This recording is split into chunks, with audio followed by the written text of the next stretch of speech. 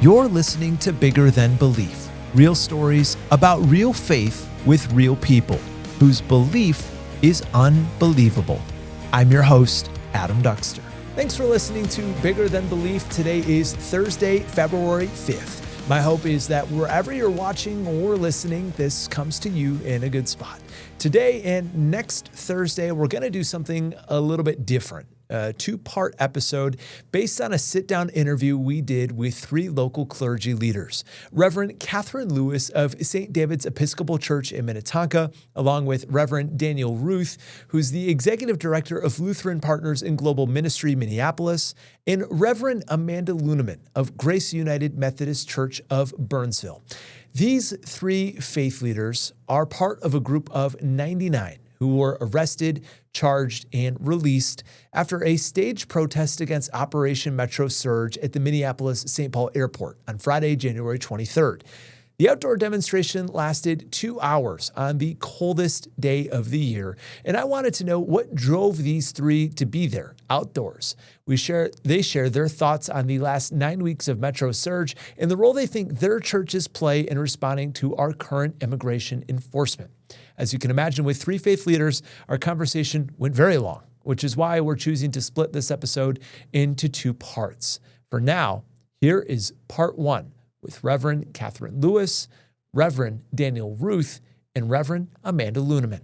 All right, so we're joined here by three very busy individuals on a Sunday, so I'm grateful for it. We have three faith leaders sitting across from me right now. We have Reverend Katherine Lewis, we have Reverend Daniel Ruth, and then Reverend Amanda Lunemann. Thank you so much for the three of you for making time to sit down and talk. I'm sure Sundays are typically the busy day for the three of you. Well, they can be.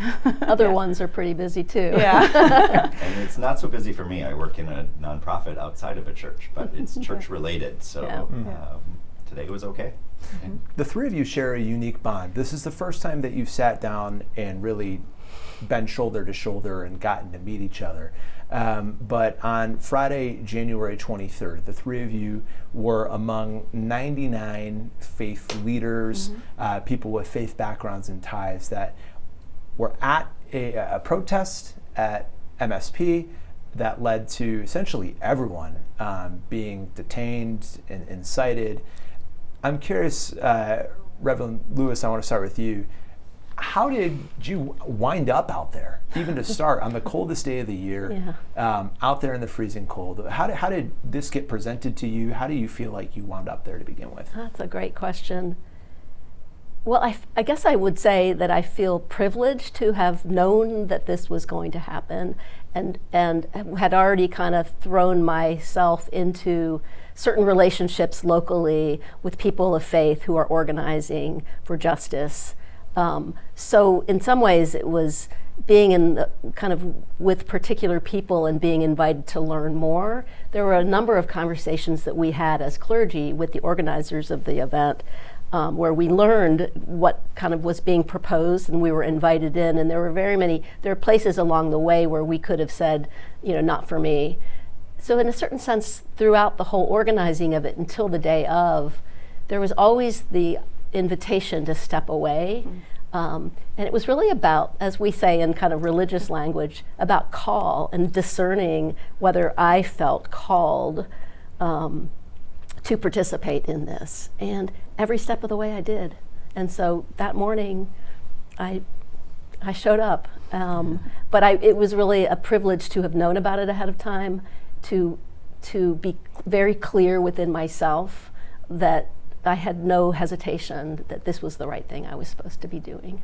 Reverend Ruth, I see you nodding your head. I'm guessing that essentially is similar for you. What was it that made you want to be there?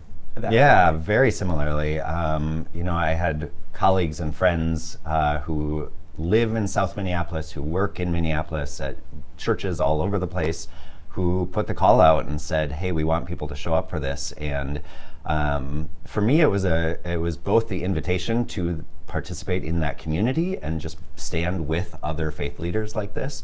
But it was also really motivated by the work that I have done in the international sphere of the organizations I've worked for throughout my professional life, where I get to know people, brown people, black people in Africa, in South Asia, in Latin America, and over those years, listening to their stories, hearing their voices, and then suddenly knowing that what's happening here in our community is like very much those very same people being targeted by our government, who have, just by the fact that they live here and their documentation is even in flux,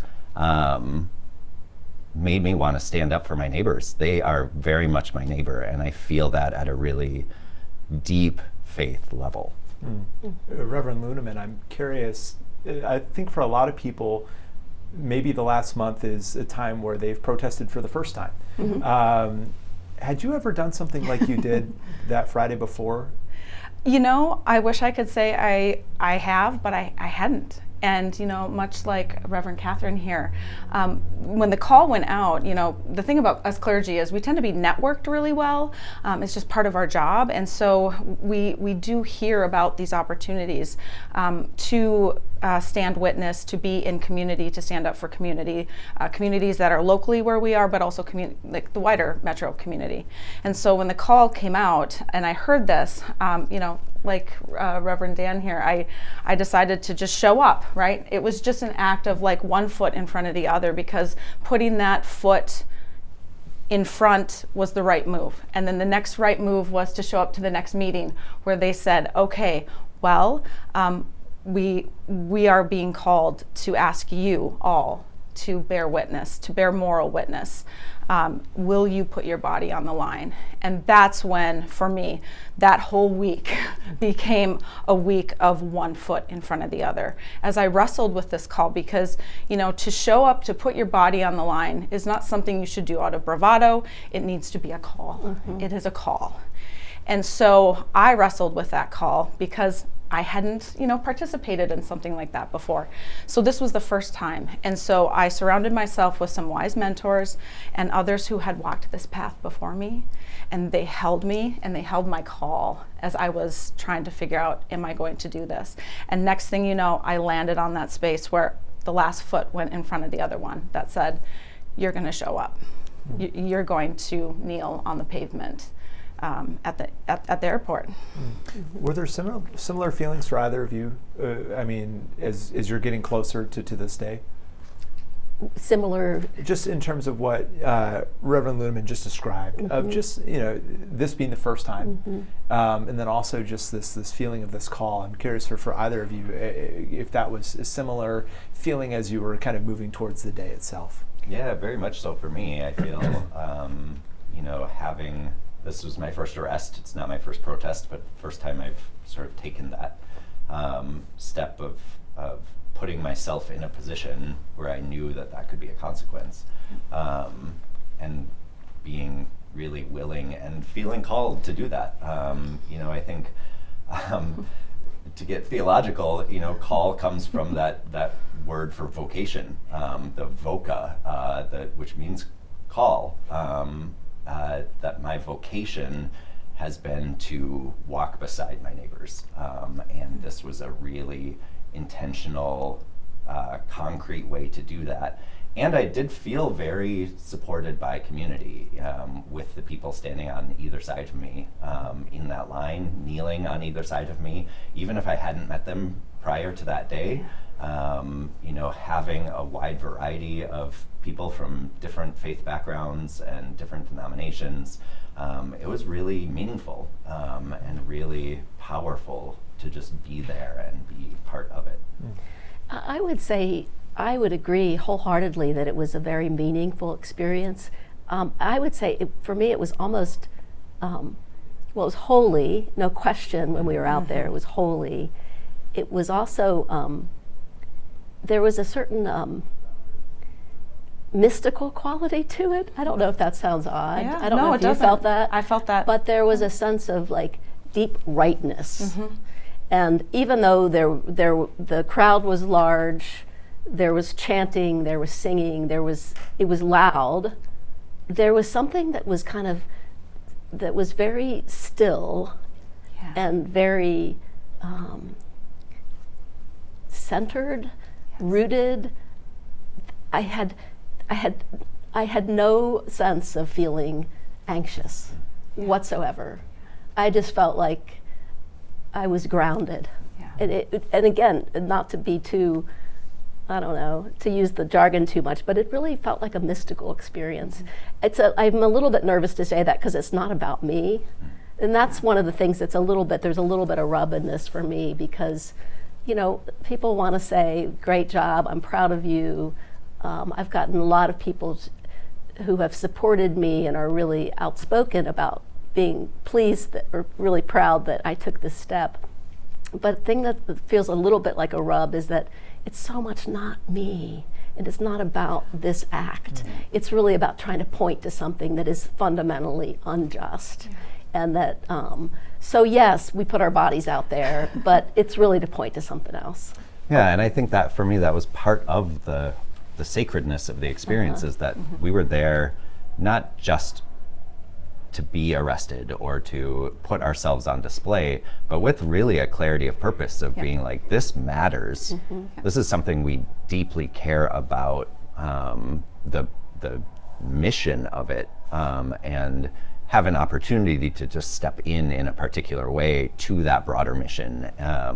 That's part of what I love about as hard as the last few weeks and months have been, in living in Minneapolis, working in Minneapolis, there is also just this tremendous sacred, holy community that I've seen pop up in all sorts of ways, from different kids walking to school together in different configurations, and parents calling each other, to people standing up for literally their neighbor, and not in a theological sense, but like in a very literal physical sense of, they know their face, they know, and they're standing up in all sorts of creative, interesting, vibrant, sacred ways. And it just felt like this was just an extension of that.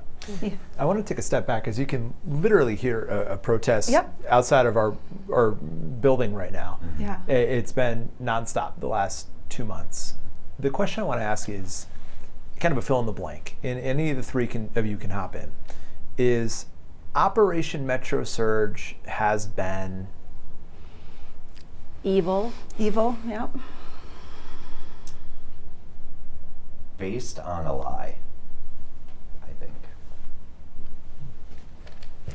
Abuse of power. disingenuous.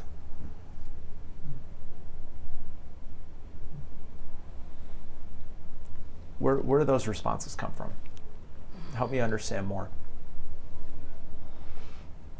Well, I mean, we know the facts. Minnesota is not the state you would go after if you're really interested in deporting people.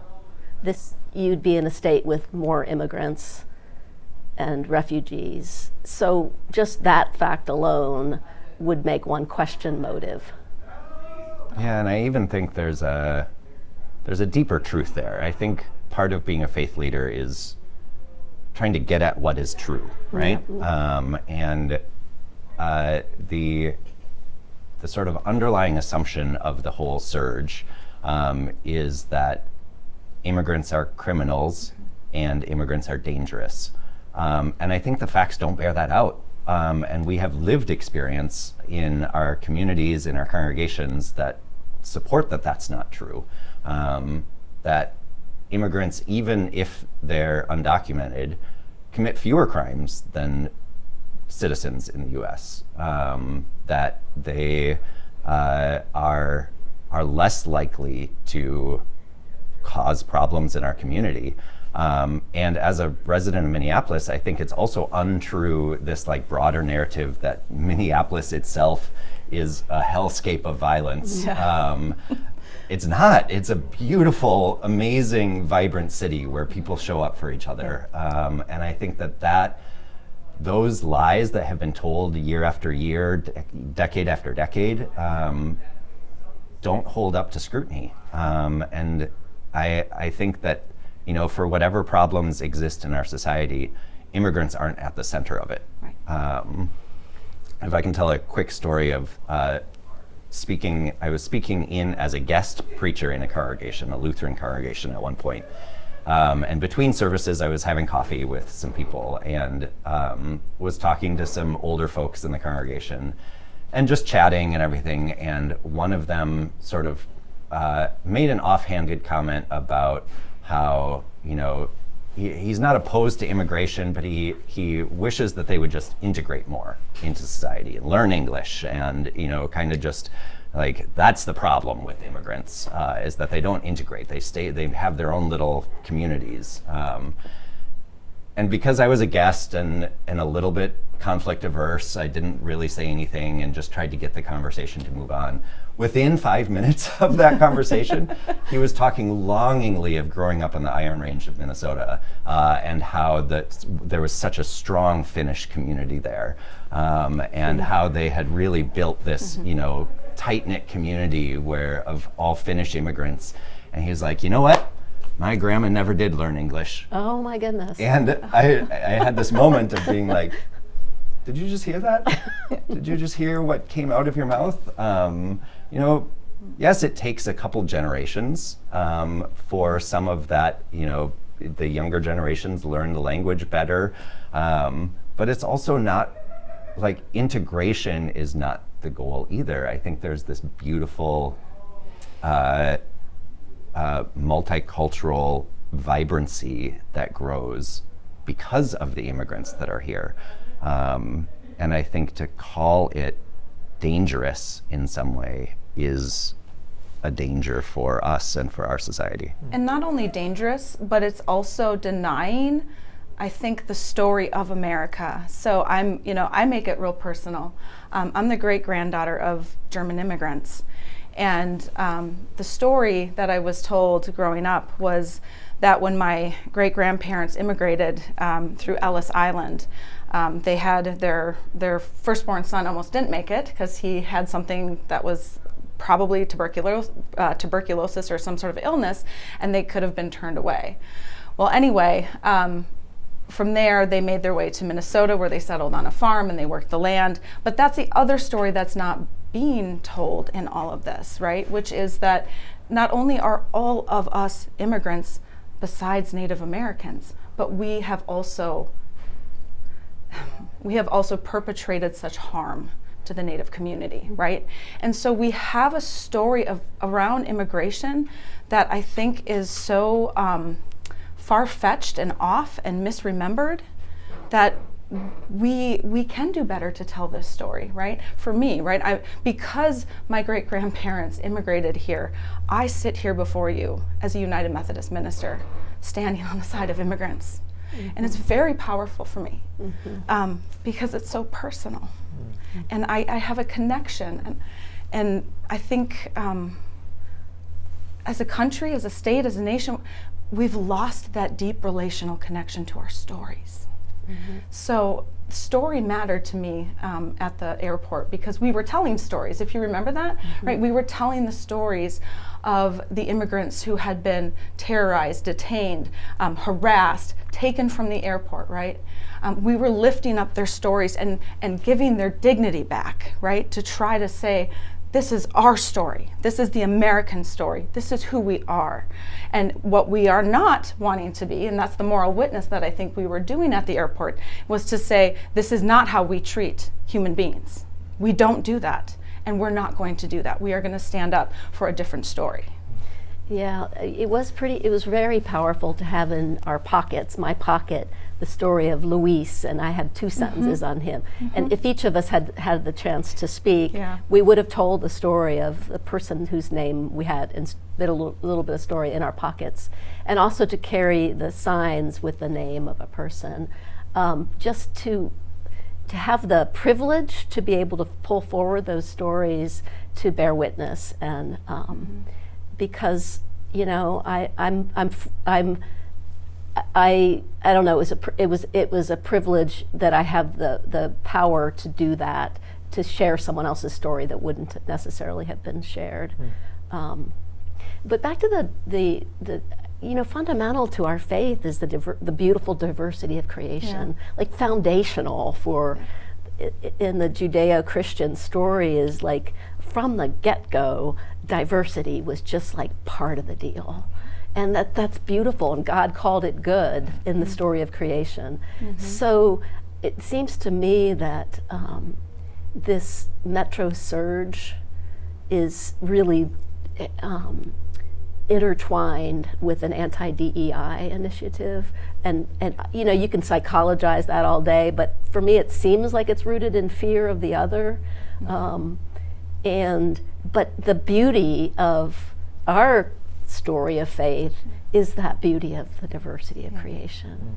And Jesus, who as Christians we follow, was always looking to mix it up with the other, the person outside. So that's like fundamental. That's like non-negotiable in the faith.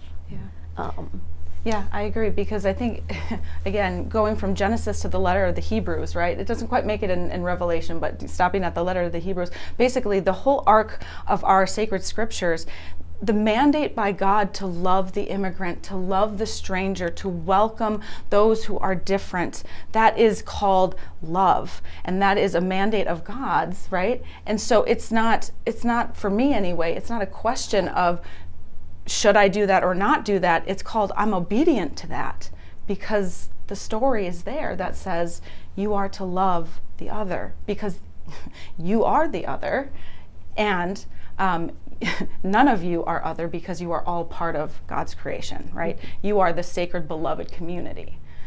So it's, for me, it's more of like understanding it as an obedience to my faith, to love stranger, to love immigrant, to love neighbor. You both actually just took the next question right out of my mouth. So I guess I can give you a chance to answer it, which is how does your faith guide you in this time? It's absolutely central to it. It is the driving force. And just to continue on in that thread, I think, when Jesus was asked, what are the greatest commandments? It was to love God and love your neighbor as yourself. And immediately when he was asked, well, who's my neighbor? He told the story of the Samaritan, who was somebody who the Jewish people of Jesus' time had huge disagreements with about faith and scripture and tradition. And it was an anathema for him to say that and to talk about a priest walking past this man who needed help. But yet it was the Samaritan who stopped to help. And at the end to say, who do you think was a neighbor to this man? That we constantly see Jesus crossing these boundaries of what sort of a good religious person of his day would do. Following the good religious laws of his day. He's constantly breaking that because it's about people. It's about humans who are created and loved by God. That he crosses the boundaries to meet and to touch and to heal and to be touched by in ways that would have been just really uncomfortable and even against the law in many ways in his own context. And it was so threatening to the authorities, Right. that he was killed for it. Right, absolutely. Yep. What is the role of the church right now? I am so moved by how many people of faith have stepped up in so many different ways right now. I know that the church has borne witness over all the years, but right now it feels like there's a certain potency to it, and that more people are finding their voice. And I think it's because it's so darn clear that what's been happening in our cities is so wrong and antithetical to our faith. And so even the people who are the less likely to get involved in political issues are stepping up because it's so clear. And I will use the word evil. I do think it's about renouncing evil. We, in our baptismal covenant, we say, will you renounce the spiritual forces of the evil forces of wickedness which corrupt and destroy the creatures of God. Like, that's like, it always felt like kind of old-fashioned language, the whole notion of evil. And working with baptismal families, I just never really wanted to talk about what that really meant. But right now, like, it's so potent, and people know that we're up against something that's so powerful and so cruel and brutal, that I just think we're seeing a groundswell. My congregation is like, people are engaged. I don't know if you're seeing that too. Yeah. My congregation as well has really stepped forward, and we have similar baptismal vows in the United Methodist Church. It's, do we accept the power that God gives us to renounce evil, injustice, and to renounce evil, injustice, and oppression in whatever forms they present themselves, and that God gives us the freedom to do that, which is a huge, like, call, right? To resist evil, injustice, and oppression, and to discern however they are presenting themselves in our community, in our world, in our nation, that we are called to do that, because that is the way of Jesus. The other thing too, so yeah, what is the role of the church right now? I think it's compassion. There's such a need for a sustained compassion, not just a momentary act of compassion, but sustained compassion for the long run, towards neighbor, towards other. And then I think also is to be that prophetic witness, which is what that airport experience was for us, and what that call was for us, was to be the prophetic witness that names the companies, the corporations, like the systems of evil. Where are we seeing this play out that are harming our neighbors, and also that are dehumanizing the people who are a part of those systems, right? And then I also think for the church too, this is a really bold opportunity for the church to reclaim the spiritual practices of learning nonviolence within themselves. Because this is going to be very controversial, but can we see the ICE agent in ourselves? Can we see the immigrant in ourselves? Again, it's that delayering of this othering, right, that has occurred, that we are all created in the image of God, and we are all called to serve that God in love. And when that's not happening, we have to hold that accountable. And for those who are at the other side of being oppressed by systems that try to strip people's dignity away, we have to surround those people and love them and care for them and reach out in compassion. So it's multi-layered for the church on this one, I think. Thank you so much for giving us your time today. If this is your first time listening to Bigger Than Belief, thank you for checking out this podcast. We're a weekly interfaith podcast through WCCO television in Minneapolis, and our whole goal is to share real faith stories of people living in our community and beyond. Also, to understand the big issues we see in our community, analyzing them through a faith lens. If you enjoyed this episode or found it interesting, please follow us on Apple Podcasts or Spotify, wherever you listen. Also, please rate this podcast 5 stars to help us be seen by as many people as we can. Lastly, if you enjoyed today, please share it with a friend or simply tell a friend about us.